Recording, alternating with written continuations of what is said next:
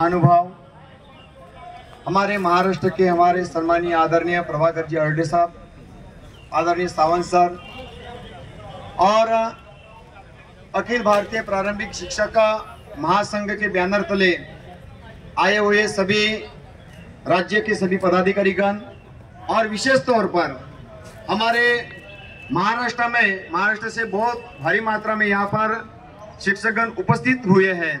मैं उनका तहे दिल से स्वागत करता हूँ। दोस्तों, आपको पता है कि अधिकार की लड़ाई में निमंत्रण नहीं भेजा करते। जिनका जमीर जिंदा होता है वो खुद चलकर उस लड़ाई में शामिल होते हैं। दोस्तों, आज जिस प्रकार की राज्य सरकार और केंद्र सरकार की नीतियां बदल रही है और इन नई नीतियों के कारण पूरा शिक्षण क्षेत्र उसका ढांचा गिरने के कगार पे है।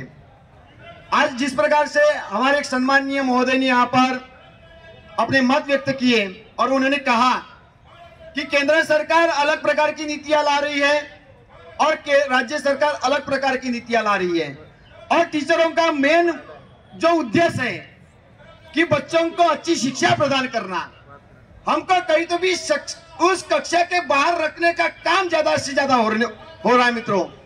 और बहुत सारे ऐसे शिक्षा बाह्य जो काम है वो हमारे टीचरों के लिए अनिवार्य की गए हैं। और हम केंद्र और राज्य सरकार को दरखास्त करना चाहते हैं कि आप जिस प्रकार की टीईटी अनिवार्यता 1 सितंबर 2025 को सम्माननीय हमारे सर्वोच्च न्यायालय ने एक निर्णय दिया और पूरे भारत भर में शिक्षक समुदाय में एक हलचल मची हुई है कि आज मुझे बताइए कि कोई आईएएस होके जब एकादा हमारा कलेक्टर महोदय जब पद पर रुजू होता है और उनको कहा जाए कि आप 55 साल में फिर से आईएएस की परीक्षा दो, तो ये संभव है क्या?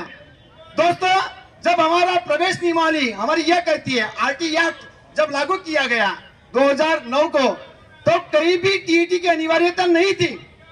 और हमारे जो रुजू पत्र है, हम 2005 के पहले 25, 30 साल हुए हैं और उनको कहे कि आप बच्चों को पढ़ाना छोड़ दो और आप खुद ही पढ़ाई करो, तो दोस्तों ये संभव है क्या? ये कहीं तो भी टीचरों की मानसिकता को बिगाड़ने का काम कर इस केंद्र सरकार और राज्य सरकार के माध्यम से होने जा रहा है। और आज पूरे देश भर के जो हमारे अध्यापक है, हमारे टीचर हैं, वो मानसिक गुलामगिरी के तहत काम कर रहे हैं दोस्तों। और इनको आजादी देने के लिए आप सभी को एकजुट होना पड़ेगा। और इसके साथ साथ हमारी जो दूसरी एक मांगनी, एक डिमांड हम यहाँ पर रखने जा रहे हैं कि पुरानी पेंशन बहाली का मुद्दा। दोस्तों, जब नीति एक है, सरकार एक है, तो नीति एक होनी चाहिए ना। आज दो नीति के तहत सरकार कैसे क्या काम कर सकती है? दोस्तों, एक को आप 1 नवंबर 2005 के पहले को लागू जो हुई है उनको पुरानी पेंशन और नए कर्मचारियों को नई पेंशन, यह कहीं तो भी कर्मचारी में फूट गिराने का काम हमारे केंद्र और राज्य सरकार के माध्यम से होने जा रहा है। और इसके खिलाफ आप सभी को, पूरे देश भर के टीचर समुदाय को इकट्ठा होना पड़ेगा, क्योंकि इस देश को बचाने का काम यदि कोई कर सकता है तो हमारा शिक्षक ही कर सकता है दोस्तों। और यदि शिक्षक यदि अपनी ताकत को यदि समाज के सामने यदि रखे तो निश्चित तौर पर समाज का आईना बदलने का काम और समाज को नई दिशा प्रदान करने का काम यह हमारा शिक्षक ही कर सकता है। और हम इस देश के भाग्य विधाता है।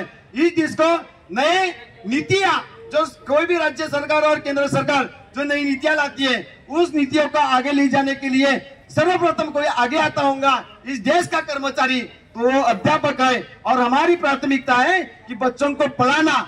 और आज यह होने जा रहा है सर कि बहुत सारे संस्थाएं, ये खाजगी संस्थाएं, इनका अभी दिन ब दिन बहुत ज्यादा मात्रा में खाजगी संस्थाएं बढ़ती जा रही है। और हमारी सरकारी संस्थानों को खत्म करने का काम पूरे अध्यापक जो सरकारी गवर्नमेंट स्कूलों में जो लगे हुए हमारे सरकारी कर्मचारी है, उनको कम करने का काम हमारे राज्य सरकार और केंद्र सरकार के माध्यम से होने जा रहा है। कहीं तो भी हमारा गौर गरीब जो पिछड़ा वर्ग जो यहाँ पर नौकरी के माध्यम से आता है, उस पिछड़े वर्ग के ऊपर अन्याय करने का काम इस गवर्नमेंट के माध्यम से हो रहा है दोस्तों।